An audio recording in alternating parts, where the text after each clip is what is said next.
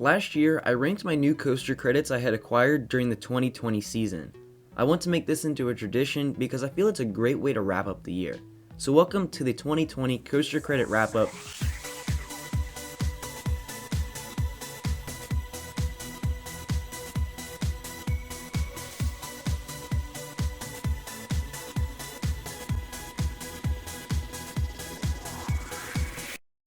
This year, I was lucky enough to gain 12 new coaster credits from both Busch Gardens Williamsburg and SeaWorld San Antonio. Since this list is a top 10 style, 2 will be left off. Those are Journey to Atlantis and Tempesto. Journey is too slow, and Tempesto was the worst Skyrocket 2 experience I've ever had. The decision to keep them off was a no-brainer. With that out of the way, let's jump into the number 10 spot. Coming in at the bottom is Wavebreaker, the rescue coaster. There's really not much going on for this attraction. I can see young kids and families really enjoying it, but it's not for the thrill seekers. Nonetheless, I'd rather ride it than the other 2 that did not make the list. I also like the concept and the overall message this coaster is trying to convey, so just for that I had to give it a spot somewhere on this list. Now quickly moving on to the more intense rides on the list, coming in at number 9 is Steel Eel. This is another SeaWorld San Antonio pick. Steel Eel is a Morgan coaster that didn't quite hit the 200-foot tall mark. That being said, there were some good moments and the experience was long.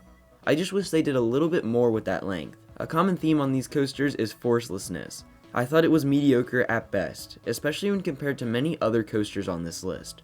Next up is the classic Aero Looper Loch Ness Monster, which makes its appearance at number 8. I feel this coaster is one of the most well-known coasters from Busch Gardens Williamsburg. The interlocking loops are very famous and photogenic, so naturally I was excited to ride this coaster. And for an Aero Looper, I had a good time. It wasn't insanely rough, but it wasn't the most intense either. I have to say the theming for this coaster was outstanding. Just going through the queue line, I knew this was going to be a great experience. We now go to the number 7 spot and back to SeaWorld San Antonio. Coming in at this spot is Great White, the B&M inverted coaster. This was my first ever Batman clone, as they call him. It's kind of ironic because it's not even Batman themed. Nonetheless, the experience was really enjoyable. For the super small footprint, Great White packs a major punch.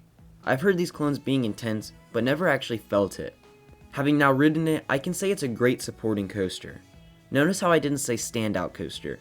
It doesn't do anything too spectacular, and that's why it doesn't get any farther than the number 7 spot on this list. Moving on to the number 6 spot, which features the first wooden coaster on the list, Invader at Busch Gardens Williamsburg. Going in, I was under the impression of a tamer GCI compared to the many others out there, and I was pleasantly surprised. This coaster has some pretty fast areas. The middle section does slow down a bit, which hurts its pacing.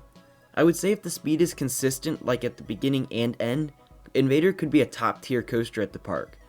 Without it, the coaster falls into the background. I also noticed this coaster to be a little rough, which is kind of surprising for how young it is. That being said, it was a really fun experience, so it gets near the middle of the list. We have now hit the halfway point on this list. Coming in at the number 5 spot is Griffin, the B&M dive coaster at Busch Gardens Williamsburg. If you have seen my review on this coaster from a couple weeks ago, you may have noticed this coaster reigns as my favorite dive coaster. It comes down to the airtime pops, which is amazing for this type of coaster. That uniqueness to me is what puts Griffin all the way up here. Then again, a couple of forces are not enough to bring a whole coaster to the very top. From here on out, the coasters will have a package deal. We're going to stay in Williamsburg for the next couple of picks. So coming in at the number 4 spot is Apollo's Chariot, the first B&M hypercoaster. Even though this is the first, B&M did really well with it and its great airtime hills. But what really got me was the finale. I thought the train was entering the final brakes, but there was one more drop. It caught me so off guard, which doesn't happen too often. It's a really solid hypercoaster. I would go to say I liked it even better than Mako, a highly regarded hypercoaster from SeaWorld Orlando. You know I had to get my Mako controversy into this video somehow. Anyway, I'm gonna leave this spot on that note. Kicking off the top 3 is a super mega intense inverted coaster in Alpengeist. This is yet another B&M, and the second inverted coaster on the list. It's an all-around great coaster. I don't know what I would want to change about it. I'd really have to sit down and think. That being said, the last 2 coasters I have ridden this year are just better experiences. You'll see what I mean when we actually talk about them. So moving on to the number 2 spot is still at Busch Gardens Williamsburg, and that's Verboten. This coaster has been on my bucket list for a very long time. And unlike Cheetah Hunt that I rode last year, I knew this was going to be a family style coaster. I must say the experience was amazing, outdoor and indoor alike. That being said, it is just a family coaster, so the forces aren't necessarily there. And that's why it's going to be at the number 2 spot. That only leaves one coaster left. My number 1 new credit for 2021 is located at SeaWorld San Antonio and was the only new coaster to open in the SeaWorld chain in 2020. That of course is the beautiful Great Coaster International creation, Texas Stingray. I don't know what it is about GCI, but I love their roller coasters. And this is no exception. Texas Stingray has a great duration with perfect twists and turns and little pops of airtime. When I first came off this coaster, I was absolutely stunned. Texas Stingray truly deserves to be at the top of this list. Before I end the video though, I want to compare it to the list I had last year. The number 1 coaster on that list was Montu at Busch Gardens Tampa, arguably the best B&M invert in the world. Comparing Texas Stingray and Montu is a daunting task. I don't think they could be unlike each other enough.